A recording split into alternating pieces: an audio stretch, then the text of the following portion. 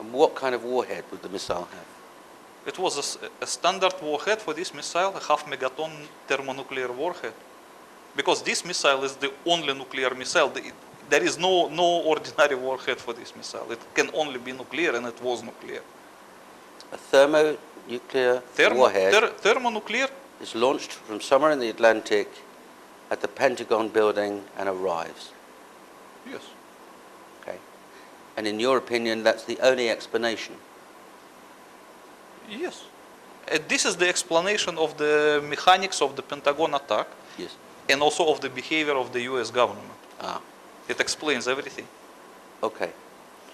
We'll come to the origins of the missile because in your book you disclose where it's come from and when and how it got to be in the hands of people that wanted to attack the United States.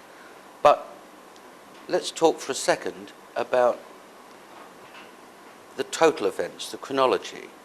Within 45 minutes, 2 explosions, they say planes hitting, you say explosions at the World Trade Center. A missile attack on Washington, and then a short time after that, a plane crashing in Shanksville, Pennsylvania. What do you say happened after the Pentagon attack? Oh, this is a little bit complicated story. Because in order to understand this, we have to understand first about the demolition scheme of the World Trade Center. Okay. Otherwise, it will not be easy to explain. Let's do it this way. You had intimate knowledge because of your job in the Russian military of specific peaceful arrangements for the World Trade Center. Yes. In the Soviet Union, there was a knowledge of inbuilt nuclear demolition idea of the World Trade Center. So, okay, let's call it nuclear demolition scheme, if it is correct, as I call it in my book. What would be the purpose of that? As far as I understand, the story is like this. The building code of New York in the 60s, and as well as the building code of Chicago, were different from the rest of the building codes of America. And they did not allow the constructor to build any skyscraper unless the constructor can provide in advance some demolition idea, meaning how he is going to demolish that building in the future. So the Department of Building of New York would never issue permission to build the incredibly strong World Trade Center Twin Towers unless the people who proposed the construction would propose also the demolition scheme. And because it is absolutely impossible to demolish such a strong and rigid structures as the Twin Towers, especially back in the 60s, it was really a big problem for the constructors. So they don't know how to demolish it. They know how to build it, but they don't know how to demolish it. So at this time, they hired one famous company, Nuclear Demolition Inc. Nuclear Demolition Inc. Controlled Demolition Inc., which actually deserves to be renamed, I guess. Maybe a Freudian slip. Yes. Yes. So they hired the most famous demolition company, the Controlled Demolition Inc., based in America, to figure out some demolition scheme for the would-be World Trade Center still back in the 60s. And because at this time, the nuclear bombs, they become evil now. But in the 60s, they were still okay. It means it was acceptable to use them for civil purposes as well.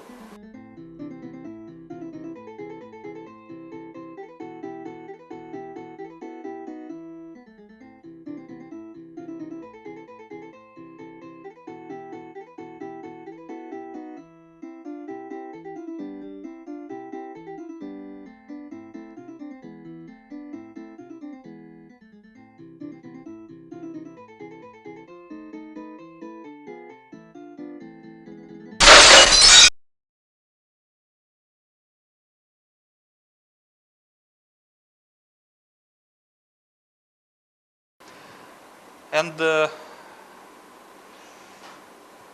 Controlled Demolition Inc. proposed the idea that if they planted underground nuclear device under each of the tower and detonated it, it will cause the collapse of the building without actually damaging the surroundings.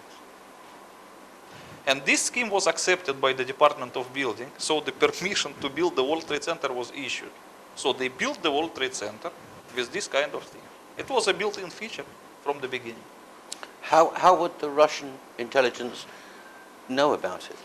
First of all, there was an agreement which is called Peaceful Nuclear Explosions Treaty between the Soviet Union and the United States of America. And in this agreement, they have a limitation and mutual obligations in regard to so-called peaceful nuclear explosions. So according to this agreement, each side have to inform another side of any peaceful nuclear explosions. So I guess that the Soviet nuclear intelligence was informed based on the treaty. And the Sears Tower in Chicago? Yes, the Sears Tower in Chicago has the same kind of feature, also designed by the Controlled Demolition Inc. Okay. To a layman, it does seem mad, frankly, that here we have the World Trade Center where thousands of people live and work, surrounded by other places where people live and work, that there might be a nuclear device underneath standing by to be used in case it requires demolition. That does seem to the layman quite mad. Would it be a safe thing to do? So it's really a mad idea. But it was, otherwise they cannot get the permission to build it.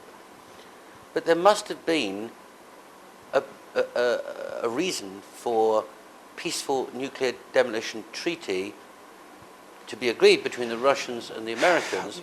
The Russians must have had similar arrangements for peaceful use of nuclear First of technology. all, this is what you call a nuclear demolition, peaceful nuclear demolition treaty. It's a peaceful nuclear explosions treaty. It has nothing to do with the demolition.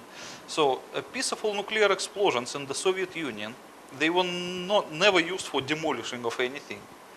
They were primarily used for making lakes, artificial lakes, canals, tunnels, and gas holders.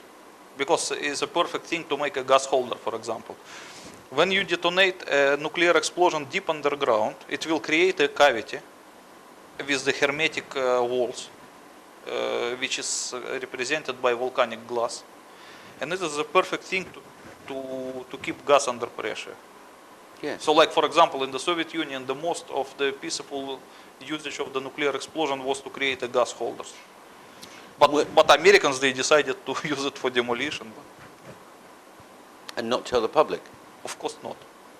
But even though they did not tell it public, it was publicly available, because I remember there was a scandal in the beginning of 80s, because some guy who worked at the World Trade Center, he accidentally discovered a blueprint of the nuclear demolition scheme in the library, and he complained to some newspaper. It was a really scandal. I remember it.